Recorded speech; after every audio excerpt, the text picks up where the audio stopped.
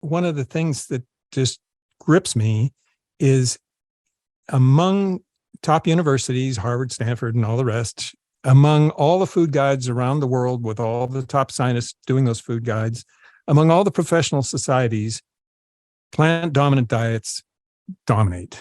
Mediterranean, vegan, vegetarian, Asian, the Mind diet, the DASH diet, they're all plant-dominant diets. And it's universally accepted. And 8% of doctors and things.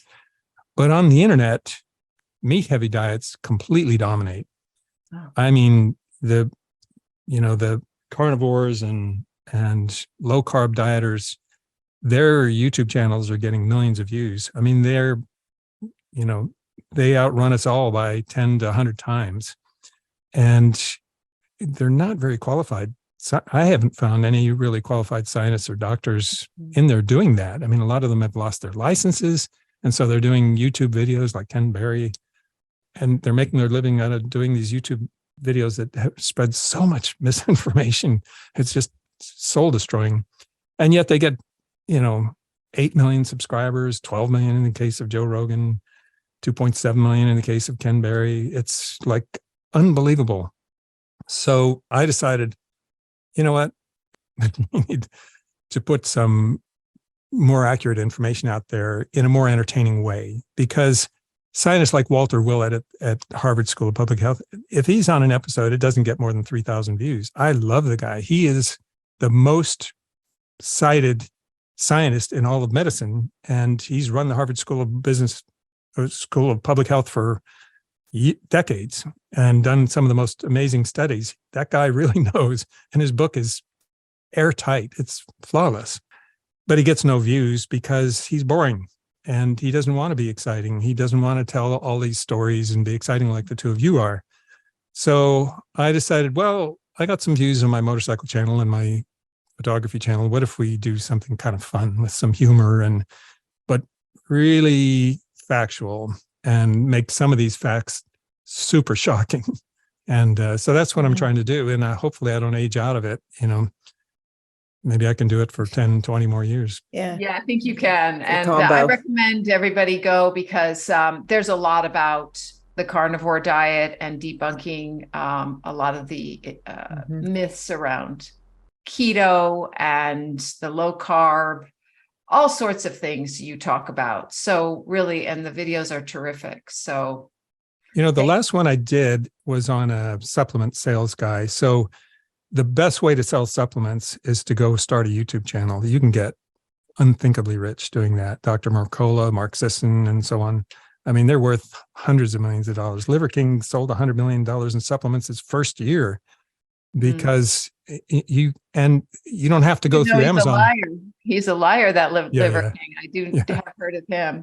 Well, I think most of them are. My last video was from a guy who has a master's in nutrition science, but he's been a supplement salesman his whole life. Very, very popular. And he's selling all these high-end supplements like berberine and so on.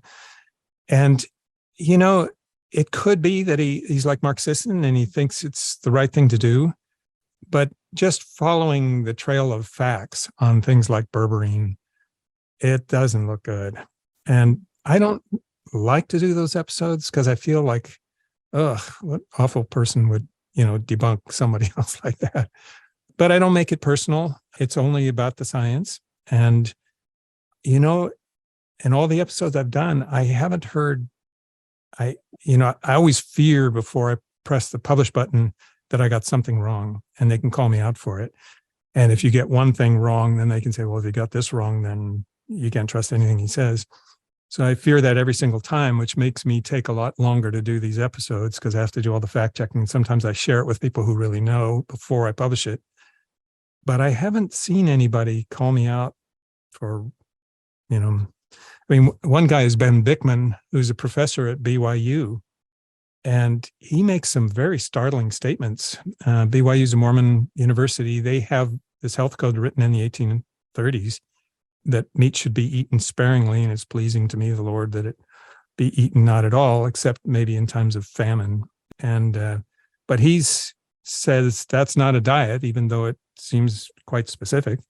And he's moved Mormonism towards very high meat. And he makes very provocative statements online. We're not herbivores. You can't be a vegan and be healthy, but you can be a carnivore and be healthy. So I did an episode on him, and it's got like 80,000 views. And I just, said, well, here's what he said.